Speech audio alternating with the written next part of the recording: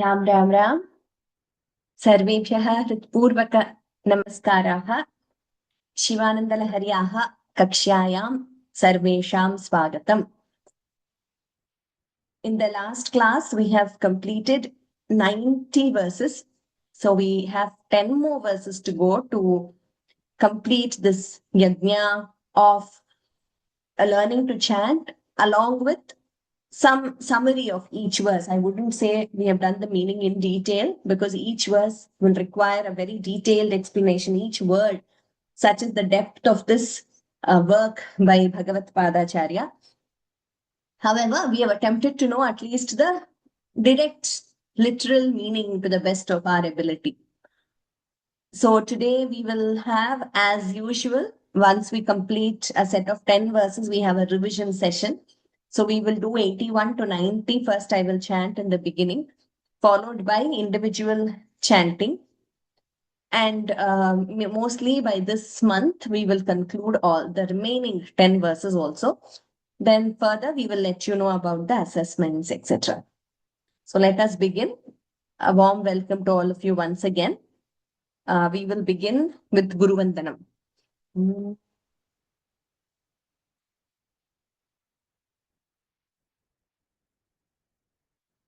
गुरुरेव गतिर्गुरुमेव भजे गुरुणैव सहास्मि नमो गुरवे न गुरोः परमं शिशुरस्मि गुरोः मतिरस्ति गुरौ मम पाहि गुरो श्रुतिस्मृतिपुराणानामालयं करुणालयं नमामि भगवत्पादशङ्करं लोकशङ्करम् सौन्दर्यलहरी कर्त्रे सर्वमङ्गलदायिने शङ्कराचार्यवर्याय यतिराजाय ते नमः शङ्कारूपेण मच्चित्तं पङ्कीकृतमभूद्यया किङ्करीयस्य सा माया शङ्कराचार्यमाश्रये प्रह्लादवरदो देवो यो नृसिंहः परो हरिः नृसिंहोपासकन्नित्यं तन्नृसिंहगुरुं भजे श्रीसच्चिदानन्द शिवाभिनव्य नृसिंह भारत्यभिधान्यतीन्द्रान् विद्यानिधीन् मन्त्रनिधीन् सदात्मनिष्ठान् भजे मानवशम्भुरूपान् सदात्मध्याननिरतं विषयेभ्यः पराङ्मुखम् नौमि शास्त्रेषु निष्णातं चन्द्रशेखरभारती विवेकिनं महाप्रज्ञं धैर्यौदार्यक्षमानिधिं सदाभिनवपूर्वन्तौ विद्यातीर्थगुरुं भजे भारती करुणापात्रं भारती पदभूषणं भारती पदमारूढं भारती तीर्थमाश्रये भारती तीर्थवर्यन्तं भक्तहृत्तापनाशनं भवभीतिहरं देवं भावये सततं हृदि विद्या विनय संपन्नौ वीतरागौ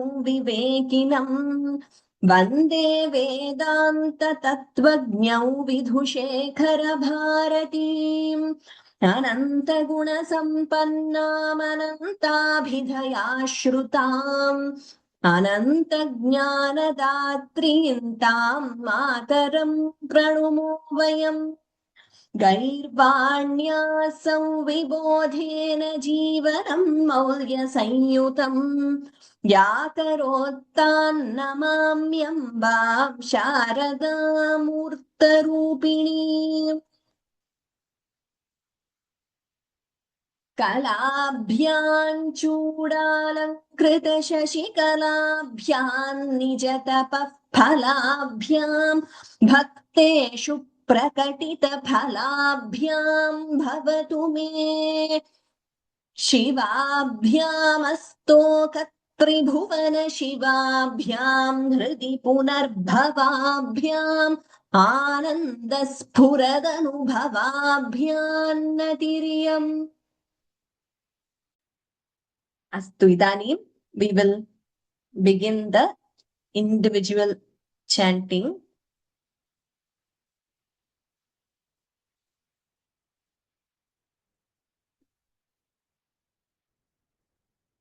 Jayanti Ramesh Bhagini, once I call out your name, please unmute immediately. And once you finish chanting, please go back to mute and lower your hand because sometimes I will not be able to make out if the same hands are going up.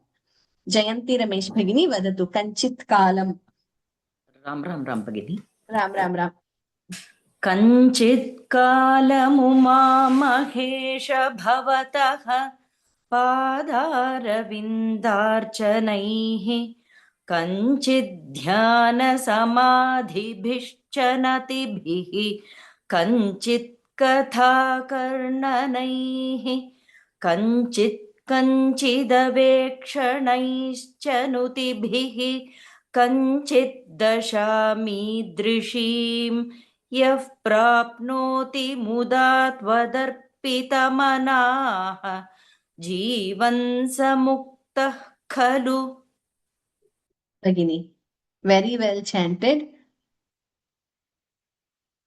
Idanim Padma Bhagini. Padma's iPad iti asti. Yeah, Ram. So 82? Ram. Yes, 82. Bāṇatvam rishabhatvam, sorry. Bāṇatvam rishabhatma mardhavapusha bharyatvam aryapate ghonitvam sakhita mridangavahata chetyadi dadhau tatpade nayanarpanam cha kritavan त्वत्तेह भागो हरिः पूज्यात् पूज्यतरः स एव हि न चेत् को वा तदन्योऽधिकः. उत्तमं भगिनी. तत्र वृषभत्वमर्धवपुषा. We should not pause after tva. We should not pause after vrishabhatva mardhavapusha. It is vrishabhatvam ardhavapusha. So vrishabhatvam ardhavapusha. Please the chant. first line. Okay. Yes, first line. Bāṇatvam vrishabhatvam ardhavapusha. Bhagini, satyam. Thank Dhanyavadaha. you. Very well chanted. Idanim Hemavati Shankar Bhagini. वदतु. राम महोदय. राम. जननमृत्युयुतानां सेवया देवतानां न भवति सुखलेशः संशयो नास्ति तत्र अजनिममृतरूपं साम्बमीशं भजन्ते य इह परमसौख्यं ते हि धन्या लभन्ते. धन्यवादः भगिनि. भगिनी. Very well chanted. Idanim Shubha Bhagini. Ram भगिनी. राम भगिनी वदतु. शिव तव परिचर्या सन्निधानाय गौर्याः भव मम गुणधुर्यां बुद्धिकन्यां प्रदास्ये सकलभुवनबन्धो सच्चिदानन्दसिन्धो सदय हृदय गेहे सर्वदा संवसत्वम्. भगिनी, धन्यवादाः. Well chanted. धन्यवादाः भगिनी. Shyamala Ramachandran Bhagini.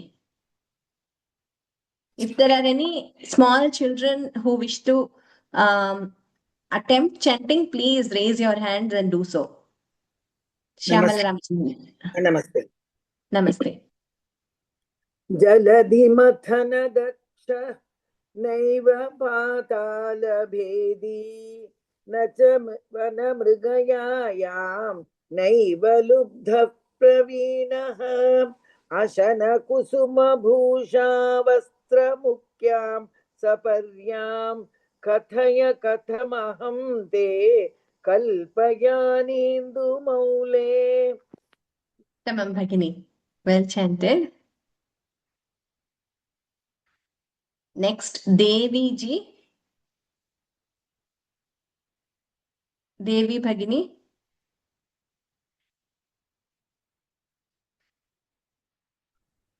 Yes, Bhagini. Vadatu. पूजाद्रव्यसमृद्धयो विरचिताः पूजां कथं कुर्महे पक्षित्वन्न च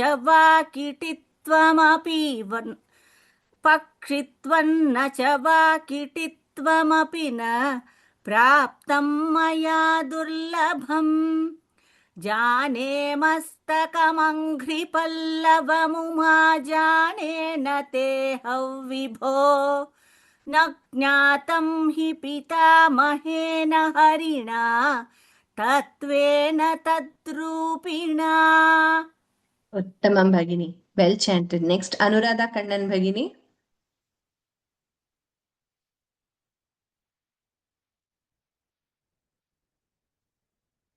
नमस्ते भगिनी. Namaste. अशनं फणीकलापः वसनं चर्म च वाहनं महोक्षः मम दास्यसि किमस्ति शम्भो तव पादाम्बुजभक्तिमेव देहि. Tamam Bhagini. Dhanyavadaha. All of you, please try to do the memorization assessment if possible. Jayanti Vaidya Bhagini. Ram Ram Ram Ram Ram Ram. यदा कृताम्भो निधिसेतु बन्धनः करलस्थलादः Karasthaladha Krita, not Karalasthala. La nasti tatra.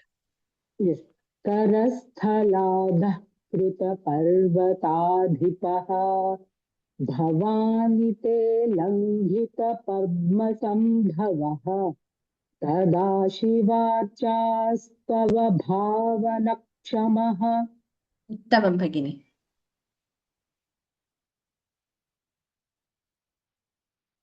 Jayanti Vaidya Bhagini.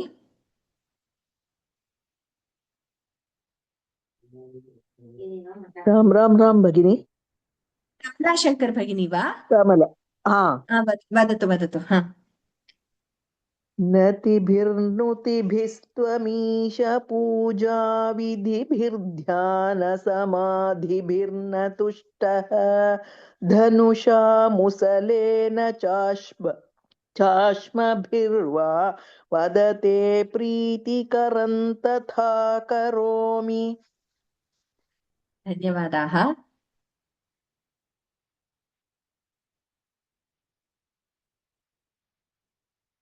Lata Mahadevan Bhagini. Ram Ram Ram Vadatu Ram Ram Ram. वचसासहितं वदामि शम्भोः अहमुद्योगविधासु ते प्रसक्तः मनसा कृतिमीश्वरस्य सेवे शिरसा चैव सदा शिवं Namami. Tamam Bhagini. Dhanyavadaha.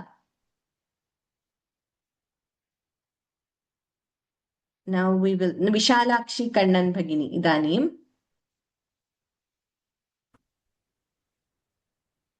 नमस्ते भगिनी. Namaste Vadatu. कञ्चित् कालमुमामहेश भवतः पादारविन्दार्चनैः कञ्चित् ध्यानसमाधिभिश्च नतिभिः कञ्चित् कथाकर्णनैः कञ्चित् कञ्चिदवेक्षणैश्च नुतिभिः कञ्चित् दशामीदृशीं यः प्राप्नोति मुदा त्वदर्पितमनाः जीवन् समुक्तः खलु. Tamam. Second line, Mahapranas, you made an effort for the Mahapranas, but some places it was heard slightly like a Samyuktakshara, right? Like Kanchit Katha Karnanaihi. So that, I mean, I emphasized more, I exaggerated little to make you understand. So Mahaprana, it should not be heard because of the stress we give. It shouldn't be heard as a Samyuktakshara also slightly when it is not there. So Katha Karna Naihi instead of Katha Karna Naihi. Katha Karna Naihi. That slight variation. If you make that, if you improvise on that, it'll be very good, Bhagini. Always I am pointed out about the Mahapranas. So Okay. I'm putting Huh. more effort there. Yeah. Dhanyavadaha, Bhagini. Well chanted. Idanim Saumini Ramakrishnan, Bhagini.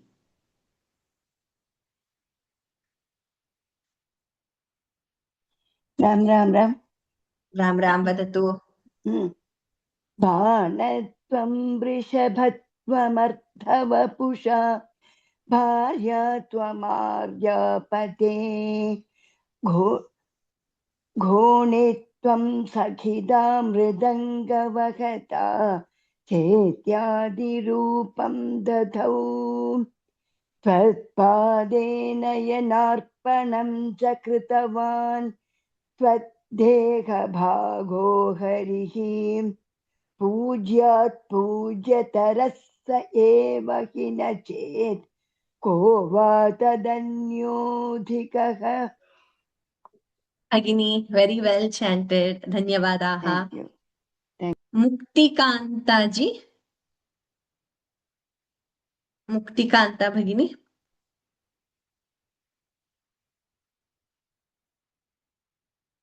Muktikanta ji vadato.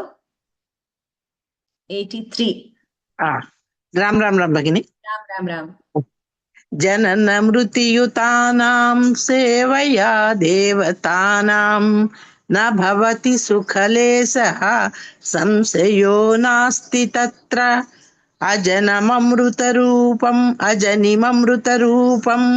साम्बमीशं भजन्ते य इह परमसौख्यं ते हि धन्या लभन्ते.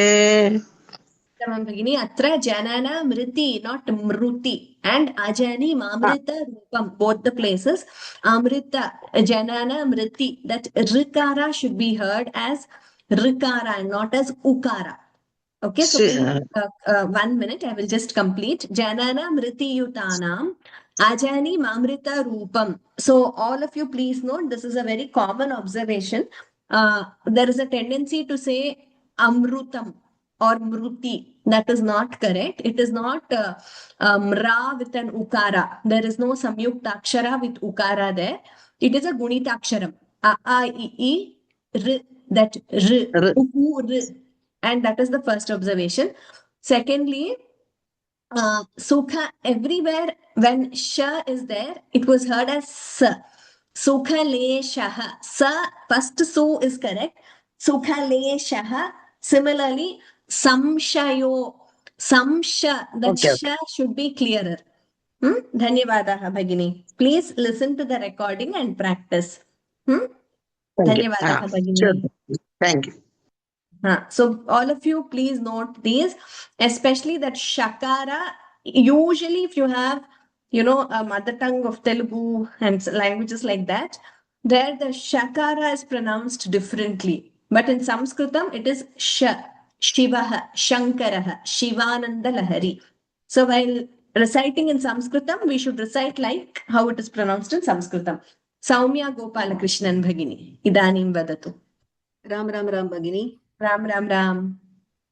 शिव तव परिचर्या सन्निधानाय गौर्याः भव मम गुणधुर्यां बुद्धिकन्यां प्रदास्ये सकलभुवनबन्धो सच्चिदानन्दसिन्धो सदय हृदय गेहे सर्वदा संवसत्वम्. Bhagini, very well chanted. Next, Padmavati Bhagini.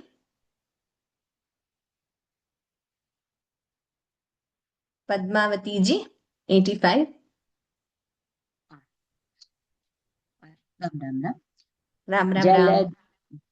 जलधिमथनदक्षः नैव पातालभेदी न च वनमृगयायां नैव लुब्धः प्रवीणः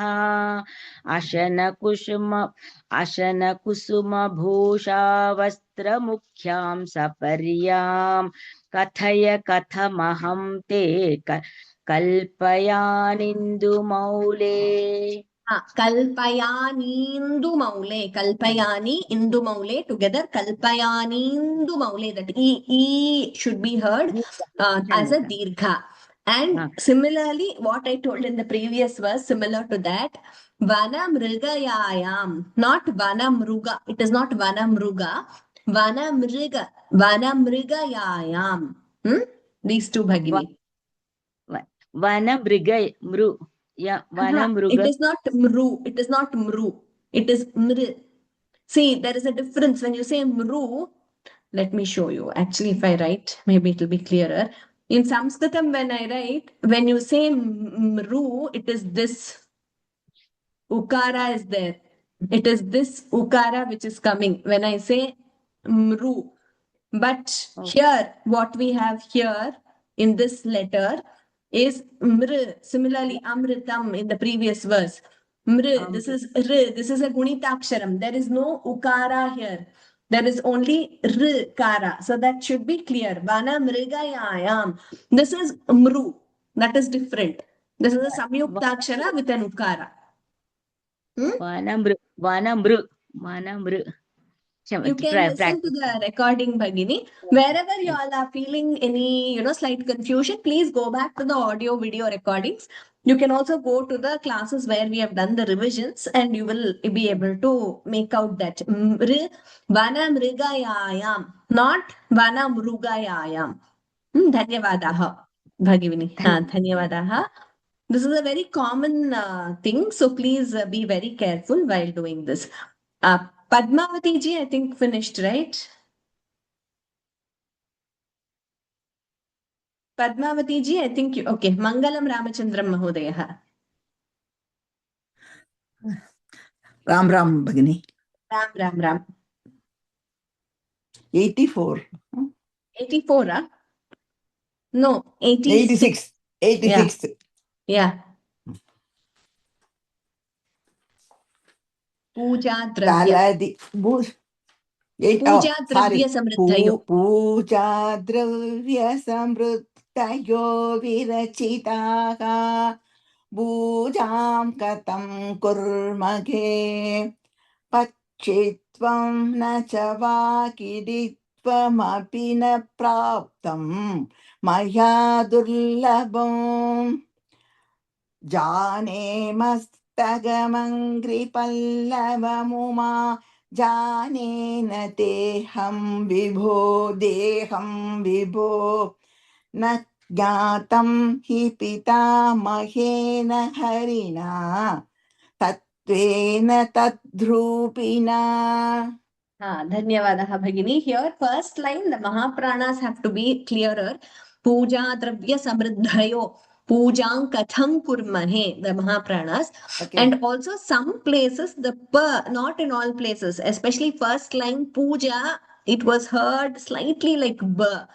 Similarly, ta in some places was heard as the, like Nateham Vibho, there it was heard as Nadeham Vibho. So while chanting together, sometimes again we have noticed this, ta, da, pa, ba, and ka, ga also. Here, I think in Kititvam, so when you were chanting together, Pakshitvan, Nachava, Kititvam, there the ka was heard slightly like ga. So that difference should be very clear. Ka, ga, ta, da, pa, ba. Can I repeat again? That's okay, Bhagini. You can practice. Okay. Thank you. This again is something we have noticed. Maybe, with some languages, I would say. I think in some languages like Tamil, the representation I understand is the same for these letters. Sometimes in Tamil, with Tamil influence, that happens. Ka, ga, ta, da, pa, ba. So that again we should be careful while chanting. Ramasamy Mahodaya. अशनङ्करलं फणिकलापक वसनं Not Phanikalapah. Phanikalapah. Okay. अशनङ्करलं फणिकलापक वसनं चर्मसवागनं मगोक्षः मम दास्यसि किं किमस्ति शम्भो तव पादाम्बुजभक्तिमेव देहि. Mahaprana Sarvatra Phani Shambho Padambuja Bhaktim. So the Mahapranas should be very clear. And similarly, Garalam was heard as Karalam. So that Ga should be clear. Garalam, Kalapaha, Ga difference should be clear. And Ha. Vasanam Charmacha Vahanam Mahokshaha. The Ha's were heard slightly like Ga, more towards Ga actually. It was heard as Vasanam Charmacha Vahanam Mahokshaha. That we must avoid. When we are chanting in Sanskritam, Ha should be clear as Ha only. That Ga influence should be reduced. Dhanyavadaha Mahodaya. This again, I think some languages, yes, they have that kind of pronunciation. So while chanting in Sanskritam, we should be careful to chant clearly. Maithili Bhagini, Maithili Gauri Shankar.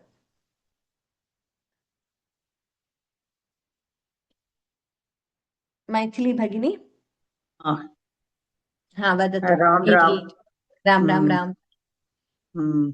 यदा कृताम्बो निधिसेतु बन्धनः करस्थलादः कृतपर्वताधिपः भवानि ते लङ्घित पद्मसम्भवः तदा शिवार्चास्त वभाभवन तदा शिवार् Tada Shivarchastava Bhavana Kshamaha. Tada Shivarchastava Bhavana Kshamaha. Dhanyavadaha Bhagini. Just one thing, everywhere Mahapranas should be clearer. So you could try practicing. Because there are a lot of Mahapranas in this verse. Dhanyavadaha. Okay, then. Hema Kuppuswamy Bhagini.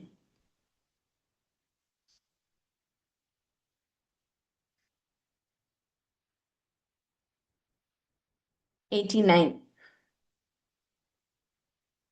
Hema ji, Hema Kuppuswamy Bhagini. Yeah. 89. Yes. Ram. Ram. Natibhirnutibhistvamisha puja vidibhidhyana samadhibhirna tushtaha dhanusha musalena chashmabhirva vadate priti tatha karomi. Tamam tatra natibhirnutibhistvamisha puja vidibhidhyana. So if you want to put split after tvamisha, if you want to take a breath, natibhirnutibhistvamisha puja vidibhidhyana samadhibhirna tushtaha. I mean, we can practice. I couldn't hold my breath after the puja. Yes. Yeah. So maybe before puja, we can take a breath. That's what I meant to say. Because Isha, after that, it's a different word. So we can take a breath before puja. Dhanyavadaha, Bhagini. Thank you. Well done. Tripura Sundari Bhagini. Hari Om.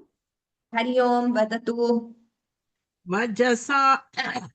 वचसा चरितं वदामि शम्भोः अहमुद्योगविधासु ते प्रसक्तः मनसा कृतमी मनसा कृतिमीशवस्य सेवे Ishwarasya, very simple word, Ishwarasya. Manasa kritimishwarasya seve. Hari ओम् मनसा कृतिमीश्वरस्य सेवे शिरसा चैव सदाशिवं Namami. Uttamam. So you could also chant it as Sadashivan Namami, combining the Sandhi. Dhanyavadaha. All of you, whenever we have Shambho, Shambho, it's a very very nice way of addressing Parameshwara. So please chant that word with the correct Mahaprana. Also, usually the fourth letter of each Varga, that is Dha and Jha, Dha, Dha and Bha. So these Gha, Jha, Dha, Dha, Bha, these are the fourth letters of each Varga in Kavarga, Chavarga, Tavarga, Tavarga, Pavarga. Those who want to know the Varnamala chart, we have had one session on detailed session on pronunciation and letters, Samskrita Varnamala. We have it in all our chanting courses, so y'all can go back to that audio video recording and see. So these fourth letters of each Varga, they have something called a Ghosha effect, where the Nada comes from the chest, so to say, chest region. So that Shambho, that Bho has that Ghosha effect. I think we have, maybe in our Suprabhatam course, we had one, I'm not sure if the video covers Ghosha, but anyway, Ghosha is for the fourth letter of each Varga. The reason I'm saying is this Shambho, that Bho has that Ghosha effect. A very nice, very powerful word, very powerful way of addressing Parameshwara. So that Shambho, Shambho, wherever it is there, and it is there in multiple places in Shivananda Lahari, that Ghosha effect, with that effect and Mahaprana, perfectly we must chant that word. Astu. Rukmini Bhagini, 81. Namaste Bhagini. Namaste.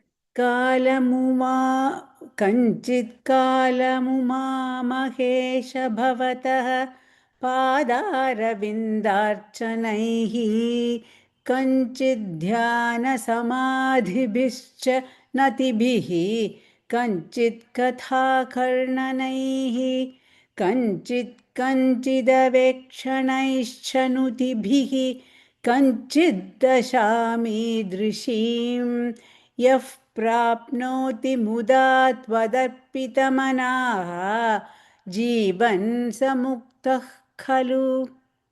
Uttamam Bhagini, very nice. Next, Sujata Muralidharan Bhagini.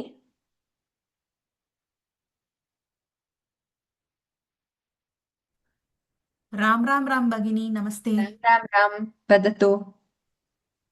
बाणत्वं वृषभत्वमर्धवपुषा भार्या त्वमार्यापते घोणित्वं सखिता मृदङ्गवहता चेत्यादिरूपं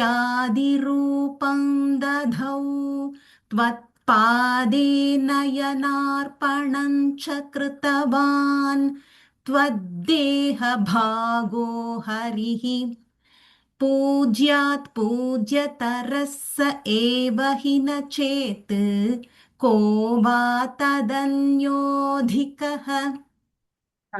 Pujaat, that Pujaat, the two dirghas should be clearer. That was one observation.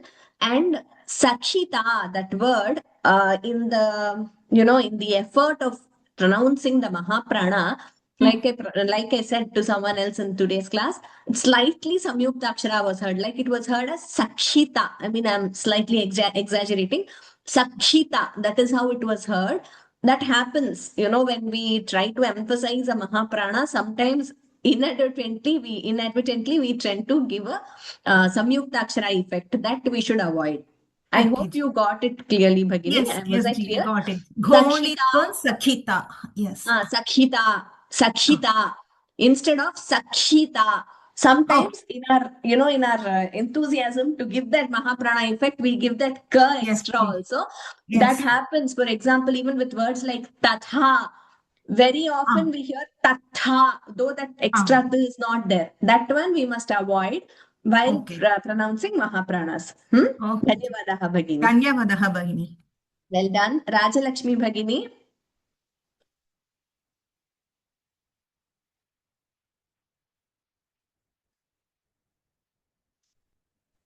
Vadatu Rajalakshmi Bhagini. Oh, went back to mute. Hari ओम् जननयुतानां सेवया देवतानां न भवति सुखलेशः संशयो नास्ति तत्र अजनिममृतरूपं साम्बमीशं भजन्ते य इह परमसौख्यं ते हि धन्या लभन्ते. Dhanyavadaha Bhagini. Well done. That Amrita Roopam, all of you please be a bit careful while pronouncing Amritam. Idani Madhubala Bhagini.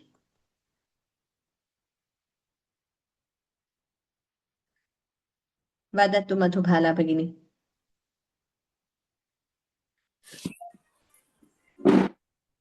Amen. Shivatava. शिवतव परिचर्या सन्निधानाय गौर्याः भव मम गुणधुर्यां बुद्धिकन्यां प्रदास्ये सकलभुवन बन्धो सच्चिदानन्द सिन्धो सदय हृदय गेहे सर्वदा संवसत्वम्. Tamam Bhagini. Well done. Nalini Jayanti Bhagini. Ram Ram Bhagini. Ram Ram Ram. Jaladhimatana dakshaha naiva patalabhedi nachavana mrigayayam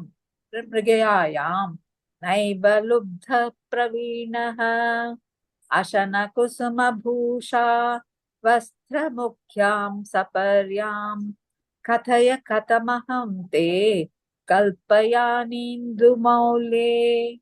Tatra Ashana Kusuma Bhusha Vastra Mukhyam. We do not split after Bhusha Vastra Mukhyam. It's one word. Vana Mrigayayam. Please note the pronunciation of Vana Mrigayayam from the recording you can learn. Naiva Lubdha Pravinaha. Lubdha Pravinaha. That Upadmaniya pronunciation. Please note. Dhanyavadaha. Jayashri Venkat Bhagini.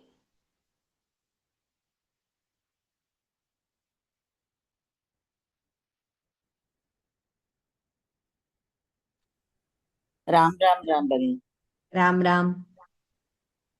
पूजा द्रव्य समृद्धयो विरचिताः पूजां कथं कुर्महे पक्षित्वं न च वाकिटित्वमपि न प्राप्तं मया दुर्लभम् जाने मस्तकमङ्घ्रिपल्लव उमा जानेन तेऽहं विभो न ज्ञातं हि पितामहेन हरिणा तत्त्वेन तद्रूपिणा.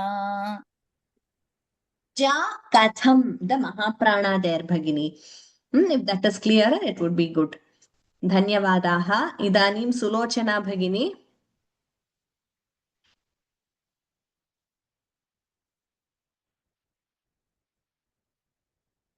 Vadatu Sulochana Bhagini. Ram Ram. Ram Ram. Ashanam Karalam Phanikalapaha Vasanam Charma Chavahanam Mahokshaha Mama Dasyasi Kinkimasti Shambho Tava Padambuja Bhakti Meva Dehi. Bhagini. Very well chanted. Next, Sushila Venkatraman Bhagini. Vadatu. Namaste Bhagini. Namaste. यदा कृताम्भोनिधिसेतुबन्धनः करस्थलाधकृतपर्वताधिपः भवानि ते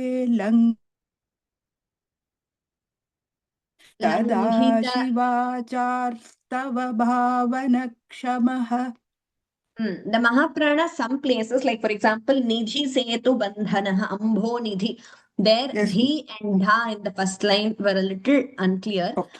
Second Yes. line also, I think one place the Dhakara was not clear.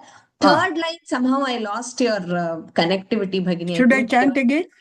The third line you can chant. Yes.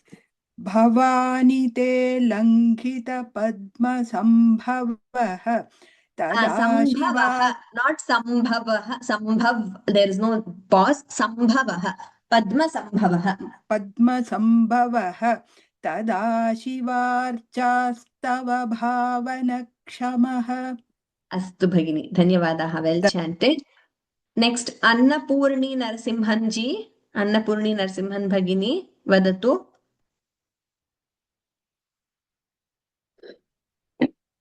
Ha.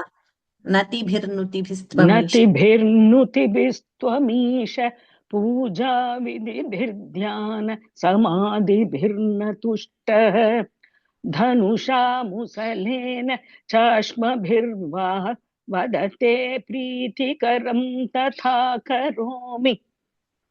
Bhagini. Well chanted. You took breath at the very right places. Ha. Astu. Idanim Balakrishnan Vijay Mahodayah.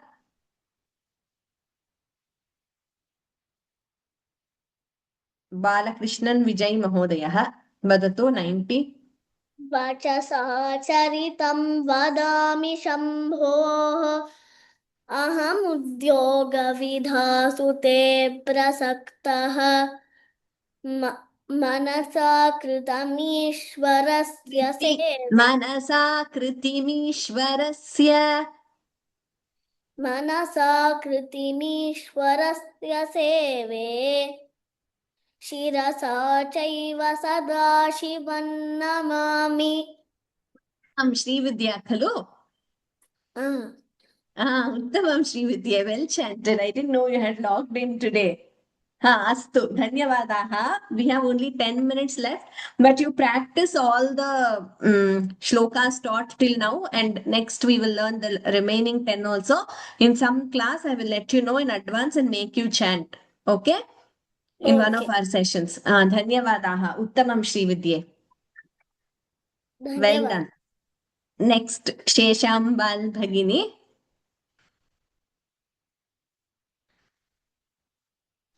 Ram Ram वदतु.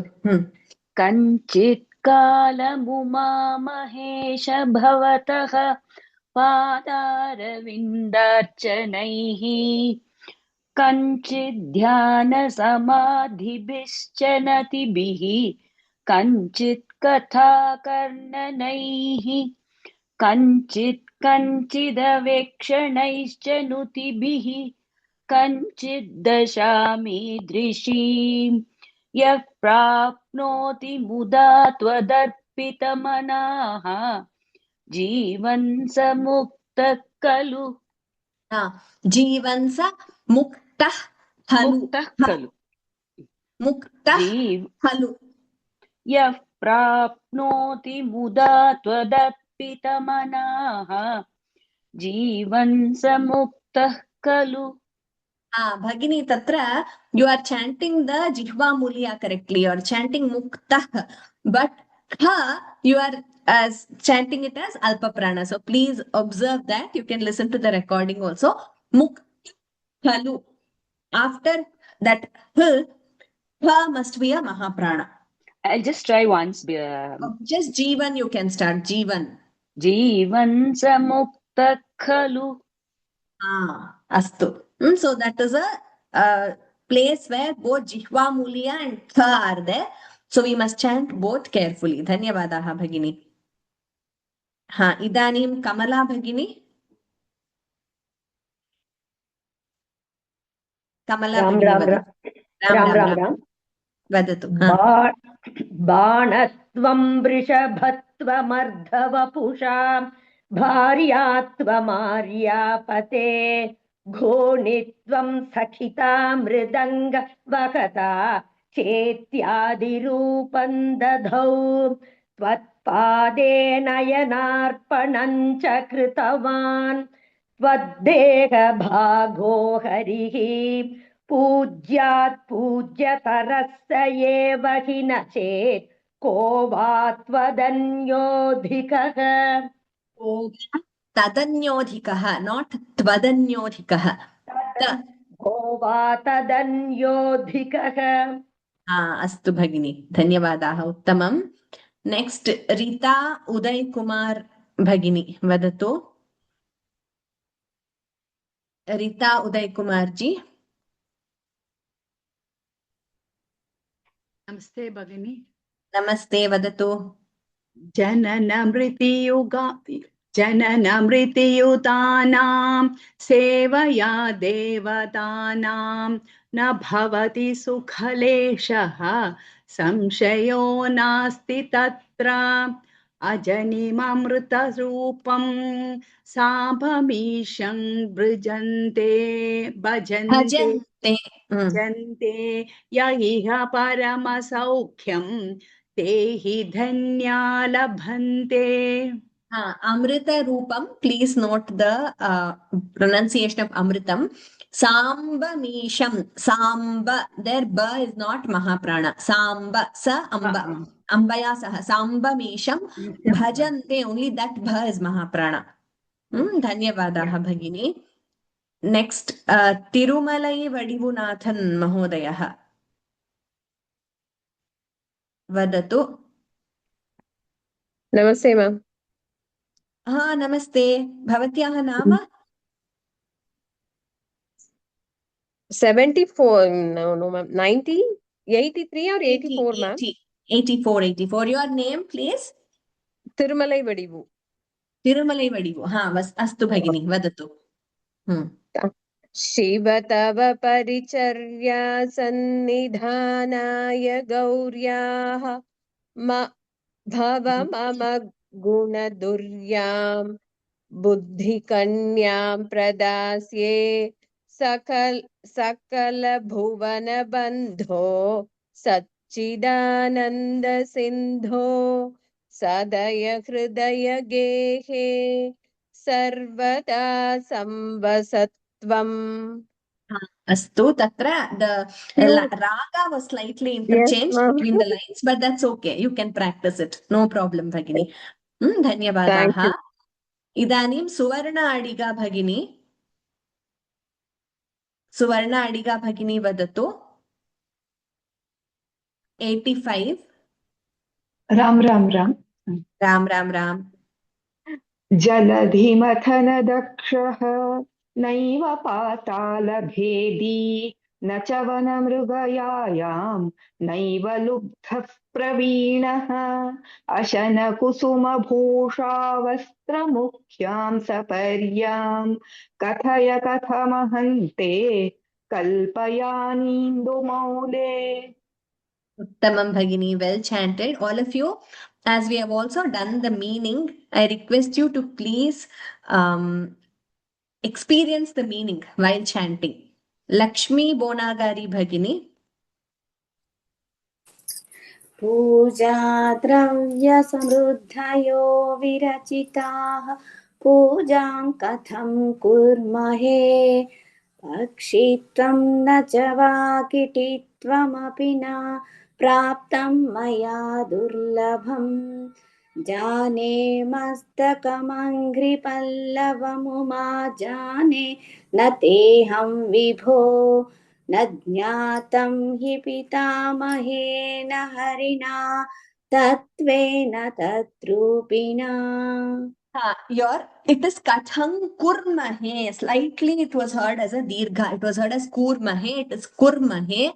Puja dravya samriddhayo. That samriddhayo, that word samriddhayo, that one should be pronounced accurately. Puja dravya samriddhayo. It should not be heard as an ukara you can practice Bhagini, no problem. We just have only 5 minutes left and we have some, so kindly practice. And also your, the raga was a bit, it was the same raga for all the lines that you might have to practice with the recording. Dhanyavadaha Bhagini. Suma Bhagini, next one.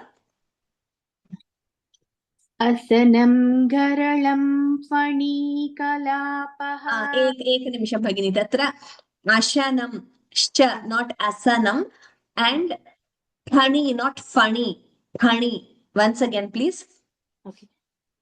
अशनं गरलं फणीकलापः. Sorry, once again. Garalam na garalam la soft la not la. There is no la actually in Sanskrit except the Veda mantras where Agnimile like that you have, but otherwise in our stotras and all these we don't have lakara. We only have lakara.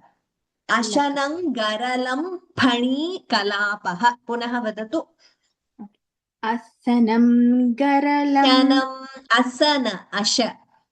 अशनं गरलं फणीकलापः वसनं चर्म च वाहनं महोक्षः मम दास्यसि किं किमस्ति शम्भो तव पादाम्बुजभक्तिमेव देहि.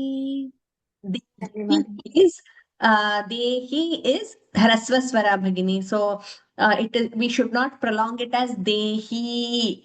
Please note that. Also, like I said, please note Sha, Ashanam, Garalam, Phani, and Shambho. That Bha should be Bho should be very clearly pronounced.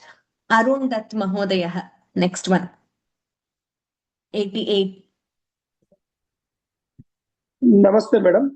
नमस्ते वदतु. यदा कृताम्भो निधिसेतुबन्धनः करस्थलाधकृतपर्वताधिपः भवानि ते लङ्घितपद्मसम्भवः तदा शिवार्चास्तव भावनक्षमः. Just that Shiva should be chanted as she, not sa. That sa should not be heard. It is Shivaha. That she pronunciation should be very clear. Well chanted. Dhanyavadaha. Next, Saruji. 89. Namaste, madam. Namaste. नतिभिर्नुतिभिस्त्वमीश पूजा विधिभिर्ध्यानसमाधिभिर्न तुष्टः धनुषा मुसलेन चाश्मभिर्वा वदते प्रीतिकरं तथा करोमि. Thank you. Uttamam. Puja vidhibhirdhyana is one word. So we do not split puja, vidhibhir. We don't say like that. And the Mahapranas should be clearer. Sheila Tirugyanam. Sheila ji. Ram Ram Mahodaya. Namaste Ram Ram. Vachasa charitam vadami shambhoho ahamudyoga viddasude prasaktaha manasa kriti nish. So one word. Punaha vadatu, second line.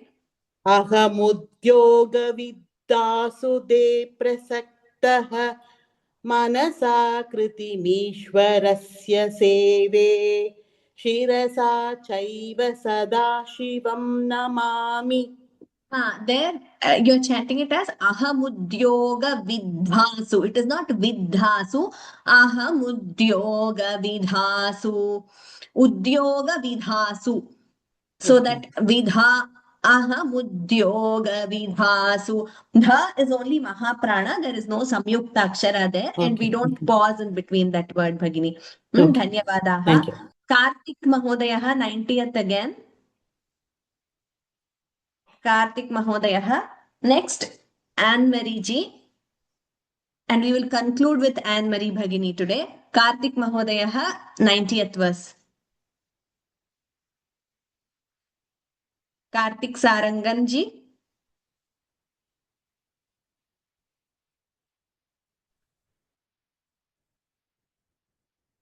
वदतु कार्तिक महोदय वदतु वचसा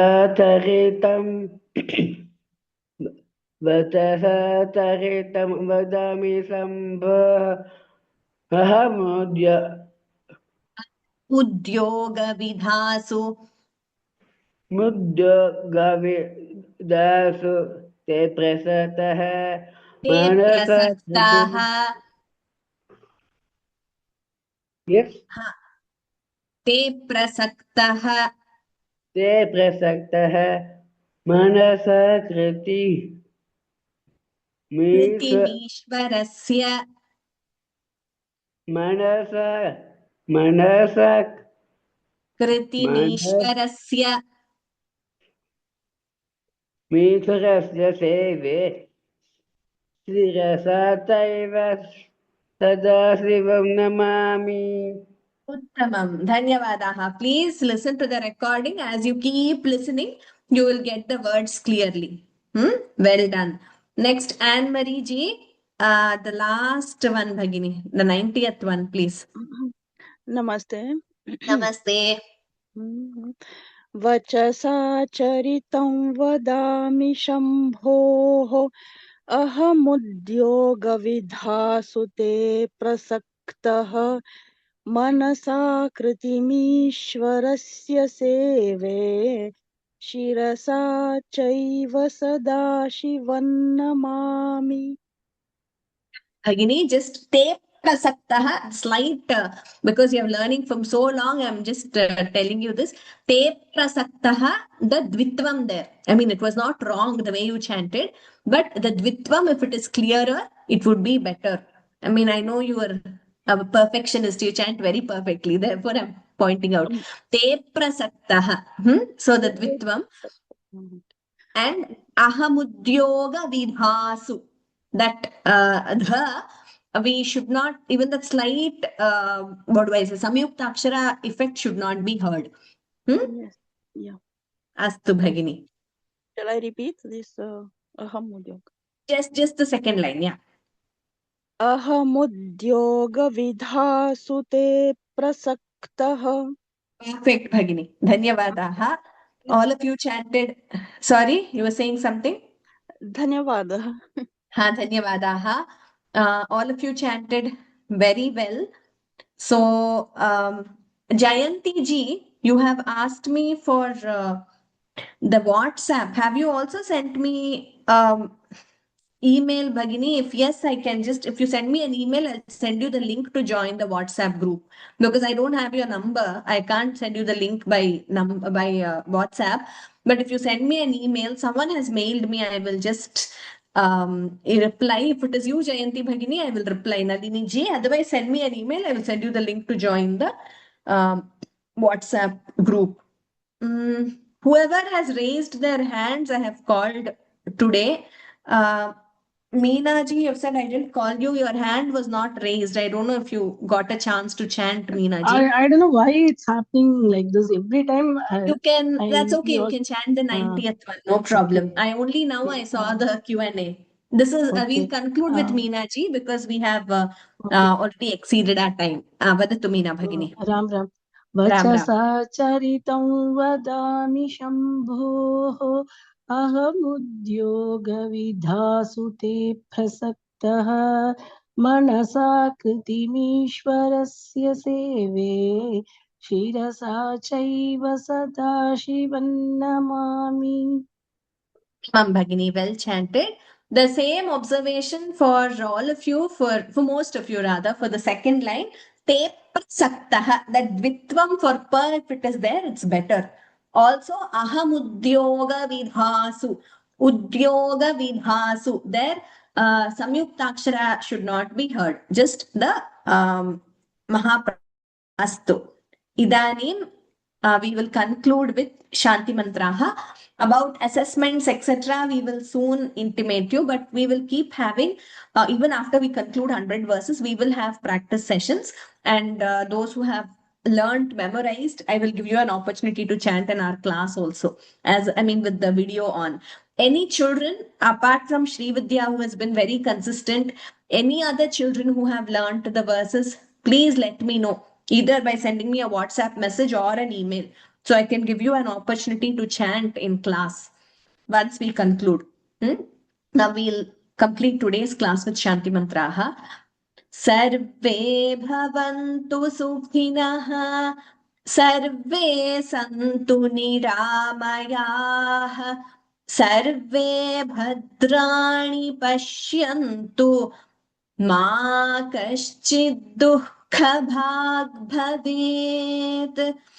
Om Shanti Shanti Shanti. Ram Ram Ram Sarvebhyah. Very blessed that I think by Shivaratri this year we will be concluding. So this is a Samarpanam to Parameshwara. Dhanyavadaha. Ram Ram Ram. Agami Shanivasare Punarmilamaha. All of you chanted really well.